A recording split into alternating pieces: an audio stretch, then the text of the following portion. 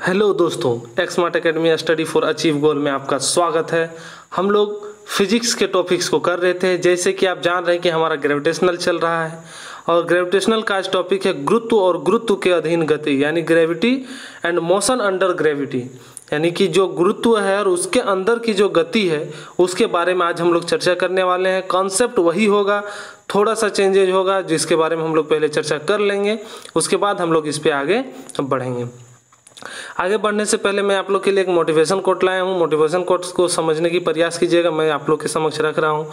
जो बच्चे अक्सर बोला करते हैं कि सर हमसे ये मैथ नहीं होता, सर हमसे साइंस नहीं होता, सर हमसे ये नहीं होता, सर हमसे वो नहीं होता, मैं उनके लिए बता देना चाहूँगा कि जो भी एक देखिए दो रास्ता होता है आप लोगों के बीच, और दो रास्तों में क्या चुनना है ये आप पर डिपेंड करता है ना। एक छोटा सा कहानी है, इस कहानी के रूप में आप समझने का प्रयास कीजिएगा अगर मैं आप लोग तक कनेक्ट हो पाऊँ तो। कि एक छोटा बच्चा होता है 10 साल का एक बच्चा होता है, उसको जूडो बहुत पसंद होता है, जूडो उसको बहुत ज़्यादा ही पसंद होता है और वो बचपन से ही जूडो खेलना स्टार्ट कर देता है। इस पर क्या होते हैं, उसके माँ बाप भी खुश होते हैं कि चलो मेरा बच्चा किसी लाइन पे जा रहा है, तो उसे वो उनके कोचिंग क्लासेस में दे देते हैं। कुछ दिन जूडो सीखने के बाद गुरु भी उससे बहुत ज़्यादा प्रभावित होते हैं, बहुत अच्छा देखते हैं उसका एक्टिविटी, उसका लगन बहुत अच्छा देखते हैं, तो गुरु भी उससे बहुत ज़्यादा प्रभावित होता है, उससे लगाव ज़्यादा हो जाता है। एक दिन अचानक से उसका एक्सीडेंट हो जाता है और एक्सीडेंट में होता है क्या है कि उसके राइट हैंड पे सेप्टिक पकड़ लेता है।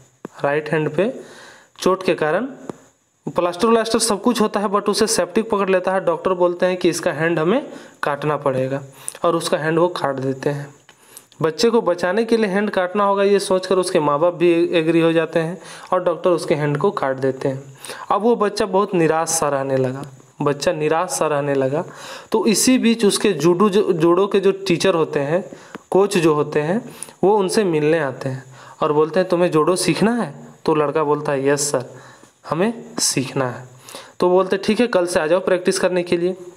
वो उसे प्रैक्टिस करने के लिए बुलाते हैं और प्रैक्टिस करने के लिए जब वो बुलाते हैं तो उनके कोच जो होते हैं वो सिर्फ उन्हें एक ही दाव सिखाते हैं और बोलते हैं इनको प्रयास करो।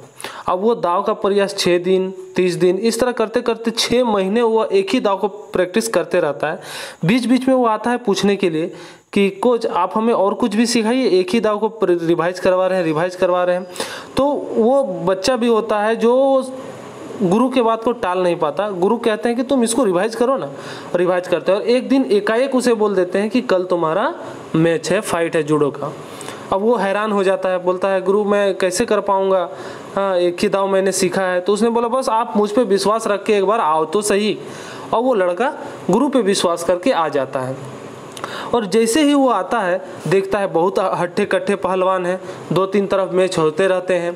तो वो जैसे राउंड में घुसता है, वो सिर्फ एक ही दाव सीखा हुआ था जो गुरु ने उसे सिखाया था और वो मौका पाकर गिरते बजरते, देखिए एक हाथ नहीं था तो वो थोड़ा अनबैलेंस भी होता था, तो कभी गिरता था कभी उठता था। गिरते बजरते वो दाव को जैसे ही लगा लेता, उसका अपोजिट खिलाड़ी जो रहता था वो और उठ ही नहीं पाता था। इस तरह करके उसको हरा दिया। सेमीफाइनल, क्वार्टर फाइनल में, सेमीफाइनल में पहुंचा।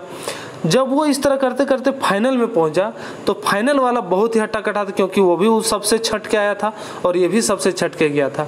हट्टा कट्टा होने के कारण उसे दाव लगाने में थोड़ी देरी होती है, बट वो किसी तरह से दाव लगा देता है और उसे पछाड़ देता है, जीत जाता है, ट्रॉफी मिल जाती है। और वो अंत में गुरु के पास आता है और गुरु से पूछता है कि गुरुजी ये दाव कैसा आपने सिखाया कि मेरा एक हाथ नहीं होते हुए भी मैं सारे पहलवानों को पछाड़ दिया।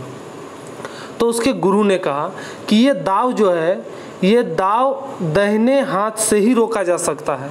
अगर वो जब तक आपका दाहिना हाथ ना रोके यह दाव नहीं टूटेगा। तो आपका तो दाहिना हाथ है ही नहीं, तो वो रोकेगा क्या, जिसके वजह से वो आपको हरा नहीं पाता है। ठीक है, तो ये कहानी से आपको यही सीख मिल रहा है कि आपका जो कमजोरी है उसी का फ़ायदा उठाना सीखिए। आपका जो कमजोरी है उसी को फ़ायदा उठाना सीखिए। मैथ के क्लासेस बहुत कोई करते हैं, साइंस एसएसटी के क्लासेस बहुत कोई करते हैं, साइंस के क्लासेस बहुत कोई करते हैं, लेकिन इसमें से क्या होता है कि बहुत बच्चों को मैथ पसंद होता है, बहुत बच्चों को साइंस पसंद होता है, और बहुत ऐसे बच्चे होते हैं जिनको जीके पसंद होता है, और कोई एक ऐसा सब्जेक्ट होता है जिनको वो पसंद नहीं करता। अगर मैथ पसंद है तो साइंस नहीं, जीके नहीं, और अगर जीके पसंद है तो साइंस नहीं, मैथ नहीं, इस तरह से होता है। तो जो आपका स्ट्रॉन्ग पॉइंट है वो तो है ही, जो आपका वीक पॉइंट है उसको भी स्ट्रॉन्ग बनाने का प्रयास कीजिए, उस पर भी आप मेहनत कीजिए और कंटिन्यू मेहनत कीजिए, जो मैं आप लोग से करवा रहा हूँ। आप इस तरीके से कीजिए कि आपको वो कमजोरी जो है वो आपका ताकत बन जाए। ठीक है, अगर मैं आप तक कनेक्ट कर पाया तो एक लाइक कर दीजिएगा मेरे इस वीडियो को, और मैं आप लोग के बीच अब लेके चलता हूं आपका पहला क्वेश्चन की ओर। और पहला क्वेश्चन से पहले मैं बता देना चाहूँगा कि जो भी इस चैनल में नए हैं वो चैनल को सब्सक्राइब कर लें और बेल आइकन को प्रेस कर लें। तो देखिए हमारा पहला क्वेश्चन आज का है कि मुक्त रूप से गिरना केवल डैश में संभव है, यानी किस में संभव है? मुक्त रूप से गिरना किस में संभव है? तो निर्वात में संभव है। किस में संभव है? निर्वात में। मैं आप लोग को बता देना चाहूँगा कि गुरुत्वाकर्षण और आकर्षण और निर्वात ये सभी क्या है, इन सब के बारे में मैं आप लोग से थोड़ी सी चर्चा कर लेता हूँ। ठीक है, देखिए सबसे पहला बात है कि न्यूटन का जो हम लोग गुरुत्व नियम पढ़े हैं, न्यूटन का गुरुत्वाकर्षण नियम के अनुसार, न्यूटन के गुरुत्वाकर्षण नियम के अनुसार क्या कहता है कि दो पिंडों के बीच में आकर्षण बल लगता है। दो पिंडों के बीच में कहीं ना कहीं एक आकर्षण बल लगता ही है, लेकिन जब यही बल गुरुत्व के कारण लगे, यही बल जब गुरुत्व के कारण लगे, गुरुत्व के कारण, तो क्या होता है? इसे गुरुत्वाकर्षण कहते हैं। क्या कहते हैं? गुरुत्वाकर्षण कहते हैं। जब गुरुत्व के कारण यह बल लगे तो इसे क्या कहते हैं? गुरुत्वाकर्षण कहते हैं। और यह गुरुत्वाकर्षण क्या करता है कि पृथ्वी जो है किसी भी वस्तु को अपने केंद्र की ओर आकर्षित करता है। क्या कह रहा है कि पृथ्वी जो है वो किसी भी वस्तु को अपने केंद्र की ओर आकर्षित करता है, और इसे गुरुत्वाकर्षण कहते हैं। और इस बल के दौरान एक त्वरण भी उत्पन्न होता है। इस बल के दौरान एक त्वरण भी उत्पन्न होता है जिसको स्मॉल जी कहते हैं। क्या कहते हैं? स्मॉल जी का है। ये स्मॉल जी का वैल्यू क्या होता है? 9.8 मीटर पर सेकेंड स्क्वायर। 9.8 मीटर पर सेकेंड स्क्वायर। इसको ए के जगह पर आप यूज करेंगे। जहां पर भी गुरुत्व त्वरण का बात आएगा वहां पर ए ना लिख के आप क्या लिखेंगे? जी लिखेंगे। ठीक है, इस बात को समझ रहे हैं? इतना समझने के बाद आप समझ लीजिए कि निर्वात में क्या होता है। निर्वात का मतलब क्या होता है? निर्वात का मतलब होता है जहां पर हवा ना हो, जहां पर एयर ना हो। क्या है? जहां पर एयर ना हो, तो उसे क्या कहते हैं? निर्वात कहते हैं। और निर्वात पे गुरुत्वाकर्षण का कोई इफेक्ट मतलब होता है, बट उस पर कोई मतलब विरोध नहीं करता। कोई भी कण हवा का उस पर विरोध नहीं करता। और ये जो गुरुत्वाकर्षण है वो किस पर निर्भर करता है? गुरुत्व बल का जो आकर्षण है वो किस पर निर्भर करता है? द्रव्यमानों पर निर्भर करता है। इस बात को याद रखना है बस। और इस कॉन्सेप्ट के साथ आप सारे क्वेश्चन को सॉल्व करेंगे। और पिछला एक फॉर्मूला जो मैंने आप लोग को बताया था वो तो आपको याद ही होगा। पिछला मैंने एक फॉर्मूला बताया था F = G, उसके बाद by M1 × M2 by R का स्क्वायर। ये फॉर्मूला यहाँ पर यूज होने वाले हैं कुछ और ये फॉर्मूला कुछ यूज होंगे जो आपको गति के नियम मैंने पढ़ाया है। V = U + AT, 2AS = V² - U² और S = UT + ½ AT²। ये तीनों जो फॉर्मूला मैंने आपको याद करवाए, जो मैंने करवाए, उन्हीं सब का यहाँ पर यूज होने वाला है और किसी का भी नहीं। तो ध्यान दीजिएगा, पहला क्वेश्चन में क्या कर रहा था कि मुक्त रूप से गिरना केवल तभी संभव है। कब संभव है? निर्वात में। कब संभव है? निर्वात में। क्योंकि निर्वात में कोई भी इसको मतलब कि घर्षण बल का प्रभाव नहीं पड़ेगा। क्या है कि जब भी हम लोग हवा यहाँ पर जमीन में कुछ गिराते हैं ऊंचाई से, तो उस पर एक चीज़ का इफेक्ट पड़ता है, हवा का। जैसे आप एक पंख गिराएंगे और एक पत्थर गिराएंगे तो पत्थर पर हवा का घर्षण कम होता है, पत्थर पर हवा का प्रभाव कम होता है, और जो पंख होते हैं उस पर हवा का प्रभाव ज़्यादा होता है, इसीलिए वो देखिएगा उड़ते हुए गिरता है। ठीक है, इस बात को समझिएगा। चलिए नेक्स्ट क्वेश्चन की ओर चलते हैं। नेक्स्ट क्वेश्चन में हमारा क्वेश्चन है कि गुरुत्व बल डैश के बीच आकर्षण बल द्वारा परिभाषित होता है। बोल रहा है गुरुत्व बल जो है वो किसके बीच आकर्षण बल द्वारा परिभाषित होता है। इस बात को समझ रहे हैं? तो किसके बीच में होता है? देखिए इसका होता है दो द्रव्यमानों के बीच में। दो द्रव्यमान कहने का मतलब ऐसा कोई वस्तु जिसका कुछ द्रव्यमान हो, और यही द्रव्यमान के बीच का जो आकर्षण बल है इसी को गुरुत्व बल कहते हैं। क्या कहते हैं? इसी को क्या कहते हैं? गुरुत्व बल कहते हैं। देखिए मैंने जो आपको समझाया उसको लिख के भी मैंने दिया रखा है कि न्यूटन के गुरुत्वाकर्षण नियम के अनुसार दो पिंडों के बीच एक आकर्षण बल कार्य करता है, अर्थात गुरुत्व बल वह आकर्षण बल होता है जिसे पृथ्वी किसी वस्तु को अपने केंद्र की ओर खींचती है। समझ रहे हैं ना कि गुरुत्व बल वह बल है, यानी वह आकर्षण बल है कि पृथ्वी जिसको अपने केंद्र की ओर खींचती है। देखिए दो वस्तुओं में होती है, तो पृथ्वी तो एक वस्तु है, इसका भी कुछ द्रव्यमान है, इसका भी कुछ त्रिज्या है, तो वो चीज यहाँ पर बता रहा है कि पृथ्वी जो किसी वस्तु को अपने केंद्र की ओर खींचती है उसे गुरुत्व बल कहते हैं। अर्थात गुरुत्व बल दो द्रव्यमान अथवा पिंडों के मध्य आकर्षण बल द्वारा परिभाषित होता है। अब क्या बोल रहा है कि पिंडों के बीच का जो आकर्षण बल है उसी को क्या कहते हैं? गुरुत्व बल कहते हैं। देखिए कनेक्ट करना सीखिए। इस बल के कारण जो त्वरण उत्पन्न होता है उसे गुरुत्व जनित त्वरण कहते हैं, जिसका मान 9.8 मीटर पर सेकेंड स्क्वायर होता है। ठीक है, इस बात को ध्यान में रखना है। ये कॉन्सेप्ट आपको बहुत सारा क्वेश्चन सॉल्व कराएगा, और ये पीडीएफ आप पाने के लिए हमारे टेलीग्राम ग्रुप में जुड़ जाएं। टेलीग्राम ग्रुप में जुड़ने के लिए आप डायरेक्ट एक्समार्ट एकेडमी सर्च कर सकते हैं टेलीग्राम पर, या फिर मेरे डिस्क्रिप्शन में लिंक दिया हुआ है, वहां से आप चले जाएं। तो देखिए आपका नेक्स्ट क्वेश्चन है, वह बिंदु जहां पर एक वस्तु का संपूर्ण भार कार्य करता है उसे कहा जाता है। वह बिंदु जहां पर एक वस्तु का संपूर्ण भार कार्य करता है, देखिए ध्यान से सुनिएगा, संपूर्ण भार कार्य करता है। और भार क्या आप जानते हैं? भार मैंने जब पढ़ाया तो आपको बताया था कि भार जो होता है सर वो मास और गुरुत्व त्वरण का गुणनफल होता है। मास और गुरुत्व त्वरण का गुणनफल यह एक प्रकार का बल होता है, ये भी मैंने बताया था, क्योंकि m into a equal to बल होता है, m into g equal to भार वेट होता है। ठीक है, तो किस पर निर्भर करेगा? कहां पर सबसे ज्यादा कार्य करेगा? तो गुरुत्वाकर्षण के केंद्र पर। कहां पर? गुरुत्वाकर्षण का केंद्र पर। कि किसी भी वस्तु का जो गुरुत्व या गुरुत्वाकर्षण जो होता है वह केंद्र बिंदु पर होता है, और वह केंद्र की ओर आकर्षित करता है किसी को भी, इसीलिए सबसे अधिक कहां पर होगा?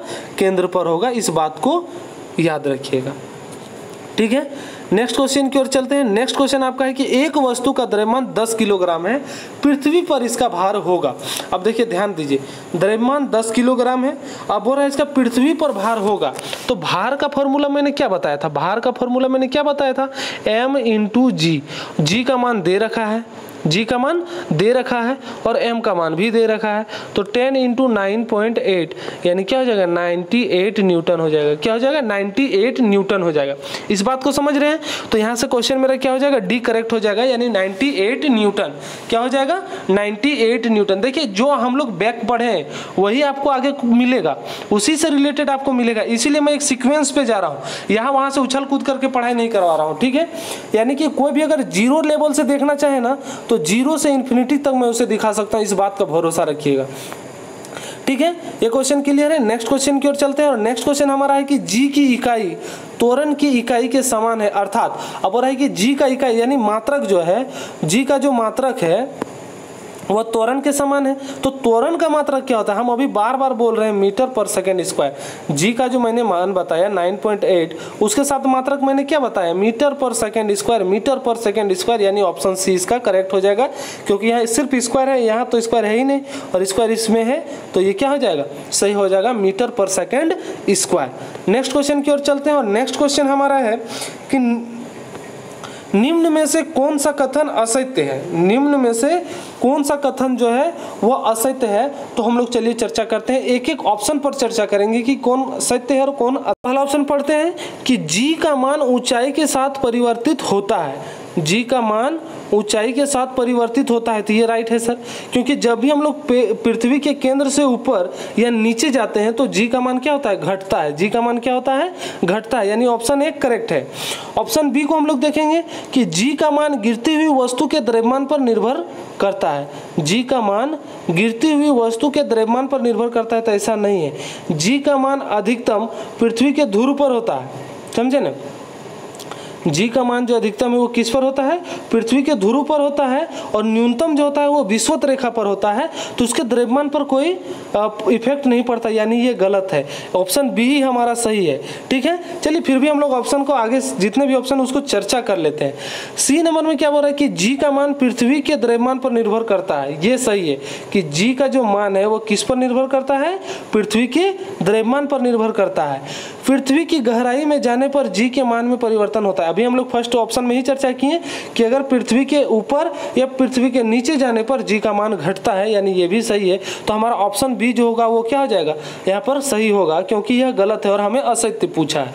समझ रहे हैं, एक एक क्वेश्चन को मैंने डील कर रहा है इस बात के लिए कि आप लोग को समझ में आ जाए। ठीक है, नेक्स्ट क्वेश्चन की ओर चलते हैं, और नेक्स्ट क्वेश्चन हमारा है कि धरती की सतह पर मापने पर एक वस्तु का भार 60 न्यूटन है, चंद्रमा की सतह पर मापने पर इसका भार क्या होगा। देखिए एक पॉइंट नोट कीजिएगा, स्टार लगा के नोट डाउन कीजिएगा कि जो चंद्रमा पर गुरुत्व त्वरण का मान है वो पृथ्वी पर गुरुत्व त्वरण के 1/6 है। क्या है, गुरुत्व त्वरण का भाग 1/6 है। नोट कर लीजिएगा, मैं फिर से रिपीट कर रहा हूँ कि चंद्रमा पर गुरुत्व त्वरण का मान पृथ्वी के गुरुत्व त्वरण के मान से 1/6 भाग होता है। ठीक है, इस बात को समझ रहे हैं कि चंद्रमा पर कितना होता है, पृथ्वी का 1/6 होता है। यानी अगर चंद्रमा बराबर लिखें, चंद्रमा बराबर तो 1/6 पृथ्वी। ठीक है, इस बात को समझिएगा, चंद्रमा बराबर यानी मूल को अगर आप देखें तो 1/6 अर्थ होगा, इस बात को ध्यान में रखना है। तो क्या बोल रहा है कि धरती की सतह पर मापने पर उसे क्या मिल रहा है, यानी अर्थ पर कितना मिल रहा है,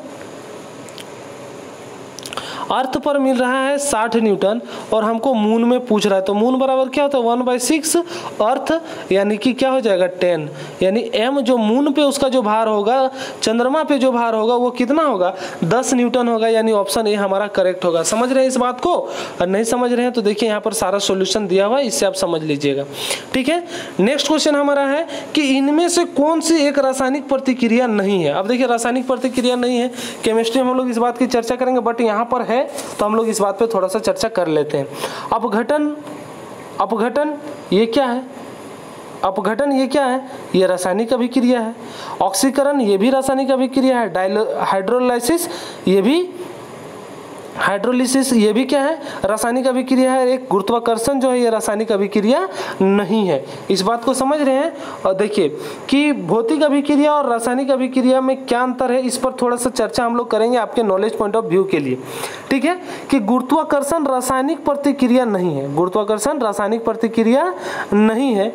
गुरुत्वाकर्षण एक भौतिक प्रक्रिया है। गुरुत्वाकर्षण क्या है, एक भौतिक प्रक्रिया है, और भौतिक परिवर्तन से पदार्थ में क्या होता है, रंग रूप आकार परिमाप में ही परिवर्तन होता है, इसमें कोई नया पदार्थ नहीं बनता। जैसे शक्कर का पानी में घुलना, कांच का टूटना, पदार्थ में होने वाला वह परिवर्तन जिसमें नया पदार्थ का निर्माण होता है उसे रासायनिक अभिक्रिया कहते हैं, और जिसमें नए पदार्थ का निर्माण नहीं होता है उसे भौतिक अभिक्रिया कहते हैं। तो समझ रहे हैं इस बात को, ये आपको केमिस्ट्री में भी बहुत डिटेल्स में पढ़ाऊंगा, बहुत ही जल्द केमिस्ट्री का भी एक चैप्टर मैं स्टार्ट करने वाला हूं, तो बी प्रिपेयर, आप लोग तैयार हो जाइए केमिस्ट्री को झेलने के लिए। अगला क्वेश्चन है कि अंतरिक्ष यान के अंदर अंतरिक्ष यात्री वजन महसूस करते हैं, कैसा महसूस करते हैं, ज्यादा, कम, शून्य या जी फोर्स पर निर्भर करता है। ये तो नहीं, इस बात पे तो मैं सहमत हूँ। ठीक है, इस बात को समझने का प्रयास कीजिएगा। कह रहा है कि जी फोर्स, यहाँ पर जी मतलब ये स्मॉल जी वाला है। ठीक है, तो यहाँ पर क्या हो जाएगा, शून्य हो जाएगा।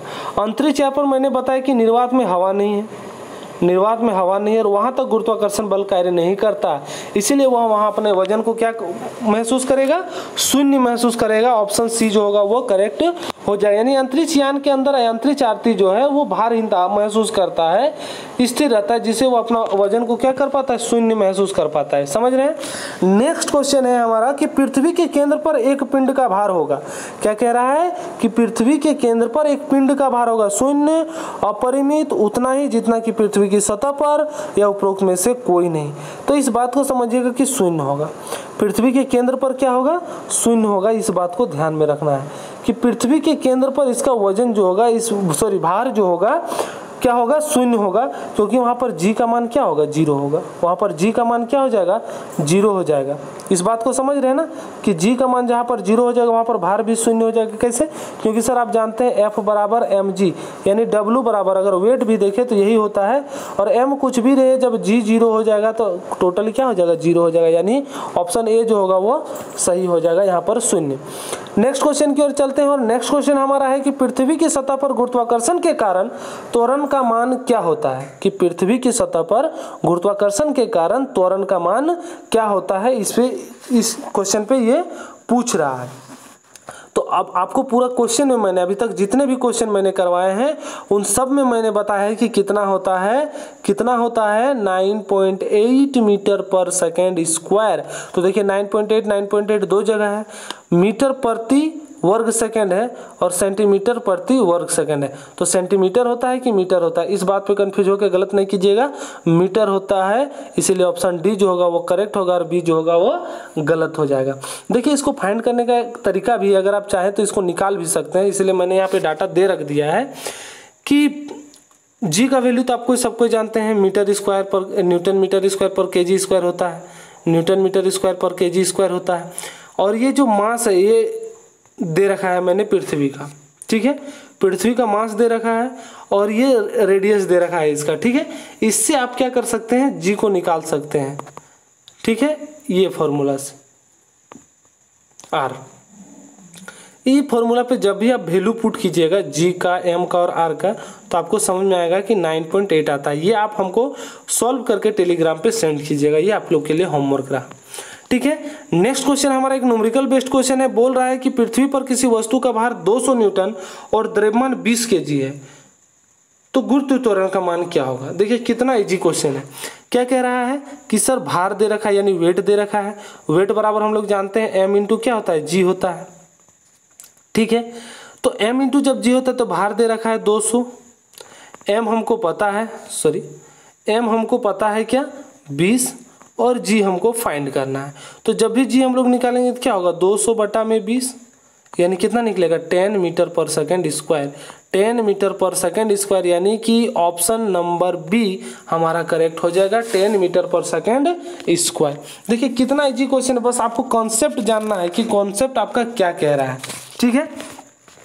नेक्स्ट क्वेश्चन की ओर चलते हैं, और नेक्स्ट क्वेश्चन हमारा है कि चंद्रमा की सतह से लाए गए चट्टान पर क्या असर होगा। चंद्रमा की सतह से अगर कोई चट्टान ले आते हैं तो उस पर क्या असर होगा, उसको देखेंगे कि इसके द्रव्यमान और भार पर, इसके द्रव्यमान और भार दोनों समान रहेंगे, ये तो हो ही नहीं सकता, क्योंकि गुरुत्वाकर्षण का मान बढ़ने से भार बढ़ेगा और घटने से भार घटेगा, इस बात को समझिएगा। इसके द्रव्यमान और भार दोनों ही परिवर्तन होंगे, नहीं, द्रव्यमान तो सेम रहता है, द्रव्यमान तो कभी नहीं बदलता, इस बात को भी ध्यान में रखना है। इसके द्रव्यमान में परिवर्तन होगा, द्रव्यमान अभी मैंने क्या कहा कि परिवर्तन होता ही नहीं है द्रव्यमान में, यानी कि इसके भार में परिवर्तन होगा, ये सही है। कि अगर हम वहाँ से कुछ भार, अगर 60 जैसे एक क्वेश्चन हम लोगों ने करा कि 60 न्यूटन का अगर एक पृथ्वी की सतह पर एक कोई पदार्थ है उसको अगर चंद्रमा पर ले जाया जाए तो वह कितना हो जाएगा, 10 न्यूटन का हो जाएगा। क्यों, क्योंकि सर पृथ्वी के अपेक्षा चंद्रमा का क्या होता है, 1/6 होता है, ठीक है, इस बात को याद रखिएगा। देखिए चंद्रमा पर गुरुत्व त्वरण जी का मान पृथ्वी पर गुरुत्व त्वरण के मान का 1/6 होता है, अतः चंद्रमा की सतह से लाए गए चट्टान पर इसके भार में परिवर्तन होगा। ये समझ रहे हैं, इसका कोई ऑप्शन ए सही था। नेक्स्ट क्वेश्चन की ओर चलते हैं, और नेक्स्ट क्वेश्चन हमारा है कि किसी वस्तु का भार सर्वाधिक होता है। देखिए शून्य होता है, हम लोगों ने देख लिया, शून्य कहाँ होता है देख लिया, केंद्र में होता है। अब सर्वाधिक भार कहाँ होता है, ध्रुव में होता है। सर्वाधिक भार कहाँ होता है, ध्रुव में होता है। कहाँ पर होता है, ध्रुव में होता है। इसको बार बार रिपीट करके याद रख लीजिएगा कि किसी वस्तु का भार सर्वाधिक ध्रुव यानी पोल पर होता है, क्योंकि ध्रुव पर गुरुत्व त्वरण का मान सर्वाधिक होता है जबकि विषुवत रेखा पर न्यूनतम होता है। इस बात को याद रखिएगा कि ध्रुव पर अधिकतम होता है और विषुवत रेखा पर न्यूनतम होता है। इस बात को, कॉन्सेप्ट को लिख लीजिए, स्क्रीनशॉट ले लीजिए इसका और इसको नोट डाउन कर लीजिए। या फिर पीडीएफ के लिए आप हमारे टेलीग्राम ग्रुप पर ज्वाइन हो सकते हैं। टेलीग्राम ग्रुप पर सर्च करेंगे एक्स स्मार्ट अकेडमी और डायरेक्ट वहाँ पर आपको स्टडी मटेरियल पीडीएफ वगैरह सारा कुछ मिल जाया करेगा।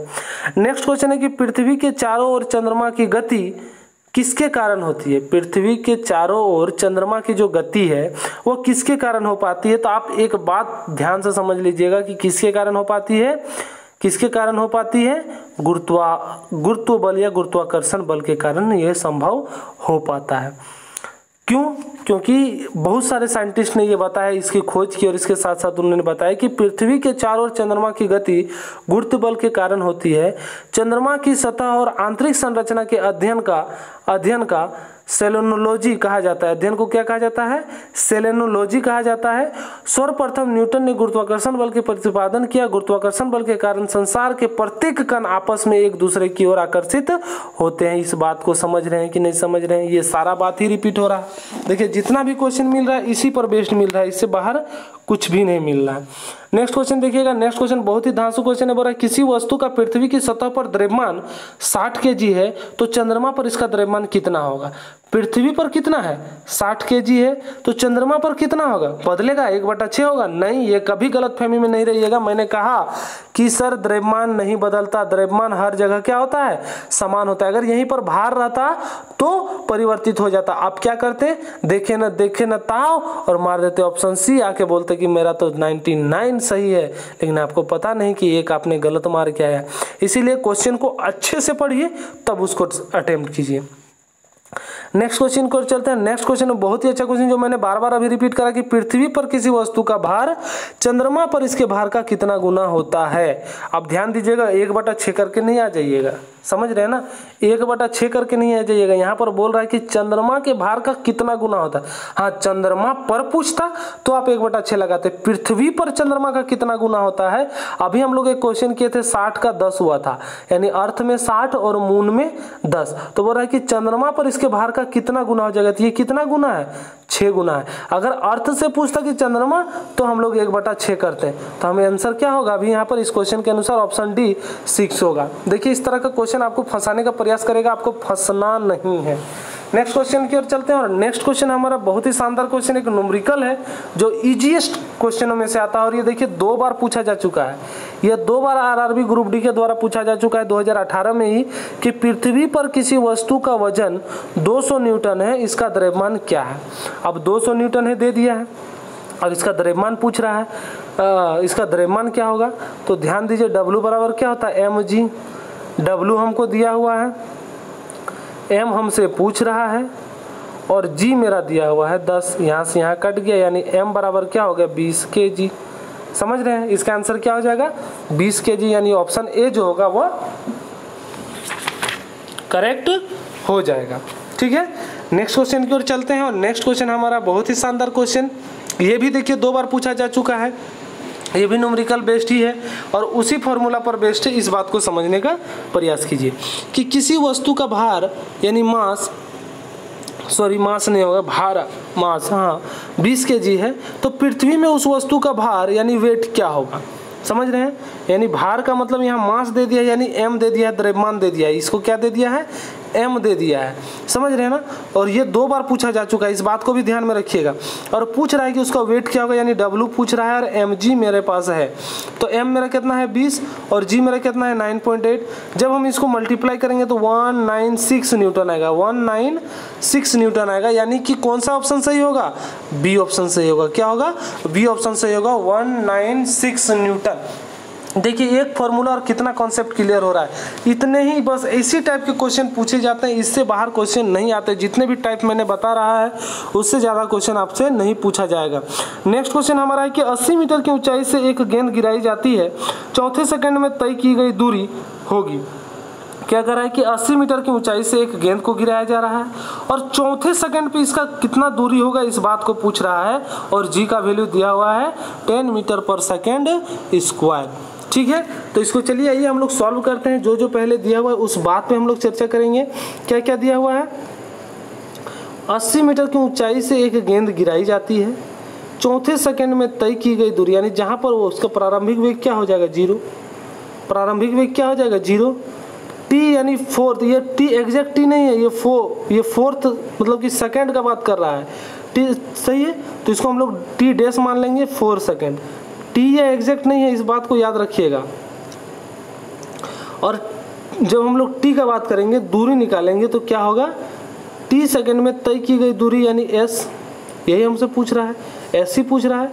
तो एस वाला फॉर्मूला लगाएंगे, u plus half a t का square, u plus half a t का स्क्वायर, यही ना, हाफ ए टी का स्क्वायर, ठीक है, ut plus half a t का square, ut plus half a t का स्क्वायर।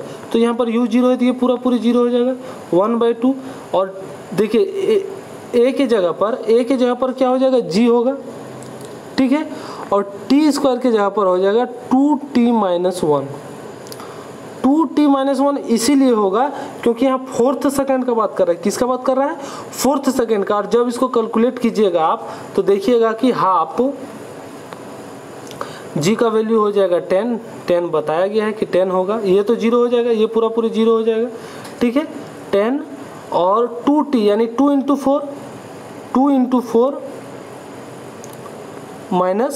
1 यानी यहाँ से हो जाएगा 5 इंटू यहाँ से 2 4 जा 8 - 1 7 यानी 35 मीटर।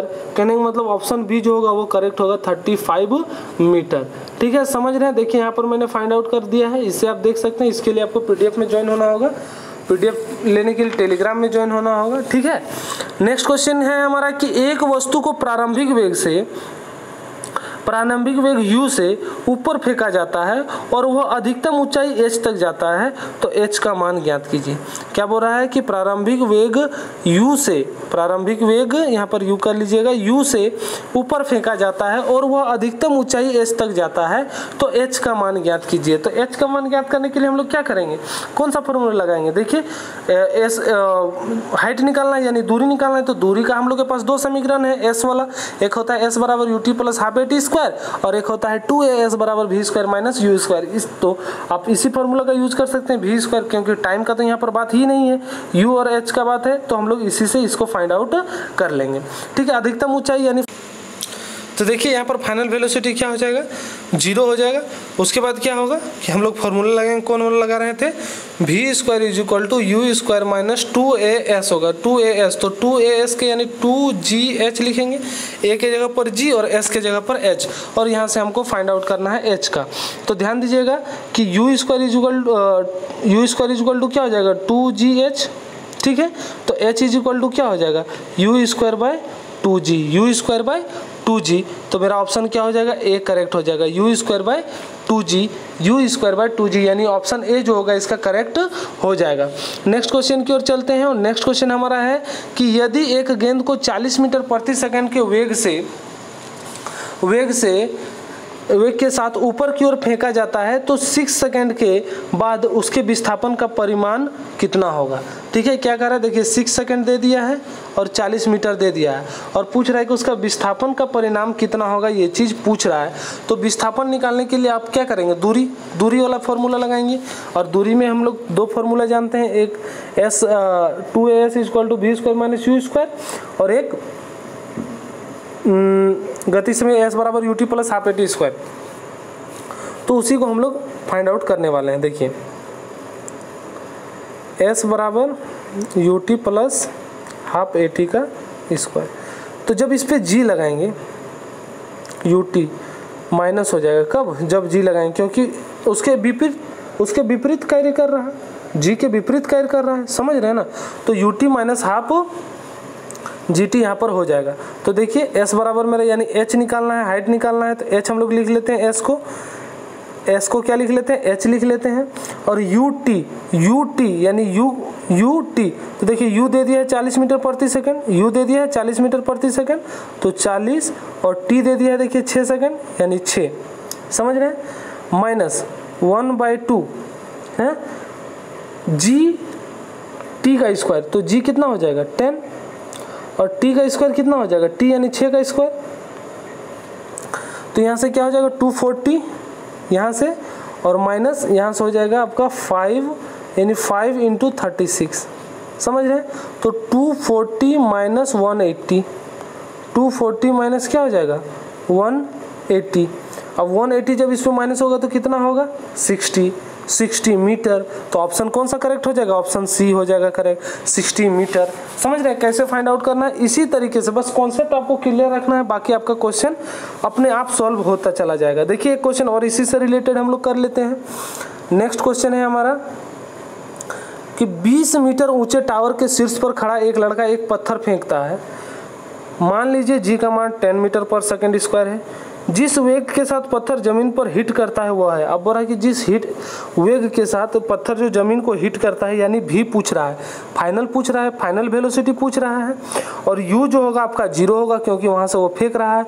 तो v और u का कंडीशन वाला हम लोग लगाएंगे, और दूरी का तो gh। अब देखिए ऊपर से फेंक रहा है तो g इस पर पॉजिटिव होगा, इस बात को ध्यान रखिएगा। अगर नीचे से ऊपर जाएगा तो g नेगेटिव होगा। तो v स्क्वायर इक्वल टू हम लोग जानते हैं क्या होता है, u स्क्वायर प्लस 2gh। तो v हमको निकालना है, u का वैल्यू 0, g का मान 10 और h का मान 20। ठीक है, तो 20 यहाँ 200 और 2 400 हो जाएगा।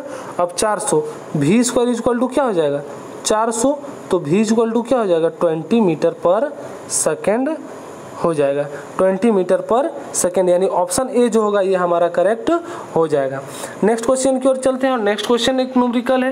न्यूमेरिकल क्या कर रहा है कि स्वतंत्र रूप से किसी पिंड के गिरने, है ना, स्वतंत्र रूप से किसी पिंड के गिरने 2 सेकेंड पर में तय की जाने वाली दूरी होगी। समझ रहे हैं ना, कि गिर रहा है तो 2 सेकेंड में उसका जो दूरी तय करेगा ये पूछ रहा है। तो दूरी में वही वाला फॉर्मूला लगाएंगे फिर से, s बराबर ut plus half AT square. यहाँ पर भी g क्या होगा पॉजिटिव होगा, क्यों, क्योंकि ऊपर से नीचे गिर रहा है, लेकिन u क्या होगा 0 होगा, तो ये पूरा टर्म 0 हो जाएगा। हाफ g का वैल्यू 10, g का वैल्यू 10 ले, 9.8 भी ले सकते हैं, चलिए 9.8 ले लेते हैं आप लोग के लिए, 9.8, और यहाँ पर t का स्क्वायर यानी 2 सेकेंड का स्क्वायर क्या हो जाएगा 4, तो यहाँ से 2 कैंसिल हो जाएगा और हो जाएगा यहाँ पर 19.6 यानी 19.6 मीटर। कितना हो जाएगा 19.6 मीटर, यानी ऑप्शन सी जो होगा वो करेक्ट हो जाएगा। समझ रहे हैं ना कैसे फाइंड आउट कर रहे हैं, इसी तरह से आपको फाइंड आउट करना है, इसी तरह से सारा क्वेश्चन जो होगा वो सॉल्व हो जाएगा। बस आपको इक्वेशन समझना है कि कौन सा इक्वेशन हमको लगाना है। ठीक है, भी आप बोलिएगा सर उसको क्यों नहीं लगाए, तो उसमें v या u कोई चाहिए, तो u तो यहाँ पर 0 है जान रहे, लेकिन v हमको कहाँ से मिलेगा, तो v के लिए हम उस फॉर्मूला को यूज नहीं कर सकते क्योंकि t इस पे दिया हुआ है, g हमको मालूम है और u यहाँ पर 0 है, इसलिए हम लोग इस फॉर्मूला को यूज किए। ठीक है, नेक्स्ट क्वेश्चन है कि जब सीधी ऊपर की ओर फेंका गया, जब सीधे ऊपर की ओर फेंका गया एक पत्थर शीर्ष पर पहुँचता है तो इसका, है ना, तो बोला इसका क्या होगा, वेग एवं त्वरण शून्य होगा, नहीं, वेग और त्वरण शून्य नहीं होगा, इस बात को ध्यान में रखना है। ठीक है, वेग और त्वरण शून्य नहीं होगा सॉरी, तो ऑप्शन ए क्या हो जाएगा इनकरेक्ट हो जाएगा।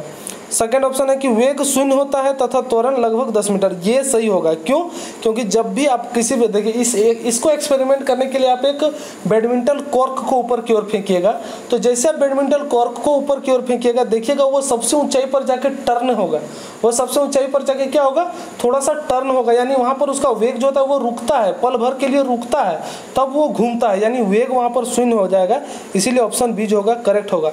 आप इसको कॉर्क के माध्यम से या फिर एक आलू ले लीजिएगा और उस पर बहुत सारा पंख को डाल दीजिएगा और उसको ऊपर फेंकिएगा तो भी आपको ये चीज़ देखने को मिलेगा। ठीक है, नेक्स्ट क्वेश्चन की ओर चलते हैं, और नेक्स्ट क्वेश्चन हमारा है कि एक वस्तु पर लगाए गए गुरुत्वाकर्षण बल को क्या कहा जाता है। एक वस्तु पर लगाए गए गुरुत्वाकर्षण बल को क्या कहा जाता है, तो इस पर क्या कहा जाता है, भार कहते हैं। क्या कहते हैं, भार कहते हैं, ये आप जान रहे हैं ना। गुरुत्वाकर्षण बल क्या है, भार है, तो यानी ऑप्शन सी जो होगा वो करेक्ट हो जाएगा। वजन या भार, वजन या भार, ये कंफ्यूजन करने के लिए दिया है, भार देने से तो मार देता सबको, लेकिन यहाँ पे वजन दिया है जैसे कि आपको वो माइंड एबिलिटी को चेक करना चाहता है। ठीक है, नेक्स्ट क्वेश्चन की ओर चलते हैं, और नेक्स्ट क्वेश्चन हमारा है कि चंद्रमा पर आवाज़ क्यों नहीं सुनी जा सकती है, कि चंद्रमा पर आवाज़ क्यों नहीं सुनी जा सकती है, क्योंकि वहाँ पर वायुमंडल नहीं होता है, और वायुमंडल नहीं होने के कारण ध्वनि वहाँ पर संचारित नहीं होती है। आप जानते हैं कि ध्वनि को माध्यम चाहिए, ध्वनि को चलने के लिए क्या चाहिए, माध्यम चाहिए, चाहे ठोस हो, द्रव हो, चाहे गैस हो, ध्वनि को चलने के लिए माध्यम चाहिए। तो देखिए ऑप्शन सी हमारा करेक्ट हो जाएगा कि चंद्रमा पर कोई वायुमंडल नहीं है और ध्वनि बिना माध्यम के यात्रा नहीं कर सकती, इसीलिए चंद्रमा पर आवाज़ सुनाई नहीं जा सकती। समझ रहे हैं, यहाँ तक हमारा ये आज का वो टॉपिक कंप्लीट हो गया। अब एक टॉपिक लास्ट जो था उपग्रहों की गति और पलायन वेग, वो दोनों ही मैंने कुछ क्वेश्चन 2-3 क्वेश्चन है जिसको मैंने सेट करा है, वो आप देख लें कि ग्रहों की परिक्रमा पथ का आकार कैसा है। अब ग्रह जो है वो पथ का परिक्रमा करते हैं तो उसका आकार कैसा है, तो उसका आकार देखिए, एक तो बोला जाता है अंडाकार, एक तो बोला जाता है अंडाकार, लेकिन फैला हुआ वृत्त जब रहे ना तब अंडाकार को आप क्लिक नहीं कीजिएगा। फैला हुआ जब वृत्त रहे तो अंडाकार को क्लिक नहीं कीजिएगा, यानी ये जो होगा फैला हुआ वृत्त ही इसका एग्जैक्ट आंसर होगा। देखिए कि ग्रहों की परिक्रमा पथ का आकार फैला हुआ वृत्त जैसा है। सूर्य के चारों ओर अंडाकार मार्ग में परिक्रमा करने वाले ग्रह, उपग्रह, पुष्प तत्वों और उल्का पिंडों आदि के समूह को सौरमंडल कहते हैं। देखिए यहाँ पे अंडाकार दिया हुआ है, लेकिन ये जब रहे तो इसको नहीं टच करिएगा। ठीक है, इस बात को समझ रहे हैं। नेक्स्ट क्वेश्चन की ओर चलते हैं। नेक्स्ट क्वेश्चन हमारा है कि पृथ्वी की सतह पर पलायन वेग लगभग कितना है। देखिए ये बहुत ही इंपॉर्टेंट क्वेश्चन है, इसको डबल स्टार, ट्रिपल स्टार, जितना भी स्टार लगाना है लगा लीजिए और नोट कर लीजिए। ये क्वेश्चन बहुत ही इंपॉर्टेंट होने वाला है और बहुत ही इंपॉर्टेंट मतलब कि पूछा ही जाता है। इसका ऑप्शन भी, इस चीज़ को याद रखिएगा। ये एकदम माइंड पे नोट डाउन कर लीजिए कि 11.2 किलोमीटर प्रति घंटा का वेग से अगर किसी को फेंका जाए तो वो वापस नहीं आने वाला है, वो सीधे कहाँ चला जाएगा, अंतरिक्ष में चला जाएगा और अंतरिक्ष से वो कभी वापस नहीं आएगा। देखिए क्या कह रहा है कि पृथ्वी की सतह पर पलायन वेग लगभग 11.2 किलोमीटर पर सेकेंड है। पलायन वेग वह न्यूनतम वेग है जिससे किसी पिंड को पृथ्वी की सतह से ऊपर की ओर फेंका जाने पर गुरुत्व क्षेत्र को पार कर सकता है, और जो गुरुत्व क्षेत्र को पार कर जाएगा वो कभी भी वापस नहीं आएगा। इस बात को समझिएगा। चलिए लास्ट क्वेश्चन की ओर चलते हैं। लास्ट क्वेश्चन हमारा बहुत ही धांसू क्वेश्चन है और बहुत ही इजीएस्ट क्वेश्चन है जो पूछा ही जाता है। देखिए 2017 में पूछा गया है तो 21 में पूछा ही जाना है। ग्रुप डी में तोड़ देना है साइंस को लेके, एकदम ग्रुप डी का धज्जिया, उसका हर एक क्वेश्चन को एकदम बम के जैसे उड़ा देना है। तो देखिए क्वेश्चन देख रहे हैं, एक भू स्थिर उपग्रह 35790 जो दिया हुआ है किलोमीटर ऊंचाई पर एक कक्ष के पूर्ण परिक्रमा पर कितना समय लेता है। तो पूर्ण परिक्रमा पर कितना समय लेगा सर, 24 दिन का समय लेगा। कितना समय लेगा, 24 दिन का समय लेगा। कैसे लेगा सर, तो देखिए हम लोग देखते हैं कि यदि किसी कृत्रिम उपग्रह जो है वो पृथ्वी तल से कितनी ऊंचाई पर होगा, इसका परिक्रमा ठीक पृथ्वी की अच्छी गति की परिक्रमा के काल पर करना होगा, क्योंकि वह 24 घंटे के बराबर करना होगा। वह उपग्रह पृथ्वी के सापेक्ष स्थिर होगा। अगर वो इस तरह नहीं करेगा तो बहुत सारी दिक्कतें होंगी, क्योंकि वह सापेक्ष स्थित होता है। इस प्रक्रम से उपग्रह में तुलनात्मक उपग्रह या भू स्थिर उपग्रह कहते हैं। एक भू स्थिर उपग्रह को अपनी कक्षा के पूर्ण परिक्रमा के लिए कितने घंटे लगते हैं, 24 घंटे की आवश्यकता होती है। इस बात को याद रखिएगा। तो ये हमारा आज का लास्ट क्वेश्चन था, जो हमारे दोनों टॉपिक क्लियर हो गए, ये भी और ये भी। ग्रेविटी का हमारा टोटल कंप्लीट हो गया। अब हम लोग नेक्स्ट डे में क्या करने वाले हैं, नेक्स्ट डे में हम लोग एक नया टॉपिक के साथ करेंगे, यानी पदार्थ का गुण, प्रॉपर्टीज ऑफ मैटर को हम लोग करेंगे कि उसमें प्रत्यास्थता कितना है, तनाव कितना है, द्रव का प्रभाव उस पर क्या होगा, ये सभी चीज हम लोग देखने वाले हैं। ठीक है, तो ये हमारा आज का गुरुत्वाकर्षण चैप्टर कंप्लीट हुआ। और जो भी हमारे चैनल में नए हैं, चैनल को सब्सक्राइब कर लें, लाइक कर दें, कमेंट करें और ज़्यादा से ज़्यादा शेयर करें। जितना ज़्यादा शेयर करना चाहते हैं, जितना ज़्यादा शेयर कर सकते हैं उतना ज़्यादा शेयर करें, क्योंकि शेयर ही आप लोग को मतलब कि मेरे प्रति आपके प्यार को दिखाएगा। और पीडीएफ के लिए आप टेलीग्राम ग्रुप में ज्वाइन हो जाइए। आप टेलीग्राम पे एक्समार्ट एकेडमी सर्च करके ज्वाइन हो सकते हैं, या फिर इंस्टाग्राम में आप हमारे फॉलो पेज को फॉलो कर ले, वहाँ पे बहुत सारा क्वेश्चन है, वहाँ से आप इस चीज़ को समझ सकते हैं। और फेसबुक पेज पे प्रीवियस क्वेश्चन डाला हुआ है, आप वहां से क्या कर सकते हैं, प्रीवियस ईयर क्वेश्चन को रिवाइज कर सकते हैं। लाइक करना ना भूलें, लाइक जरूर करें। लाइक से ही हमारे और आपके प्रेम की परिभाषा जगती है। तो लाइक करें, शेयर करें और कमेंट करना ना भूलें। आप हमारे वीडियो में बने रहे, इसके लिए बहुत बहुत धन्यवाद।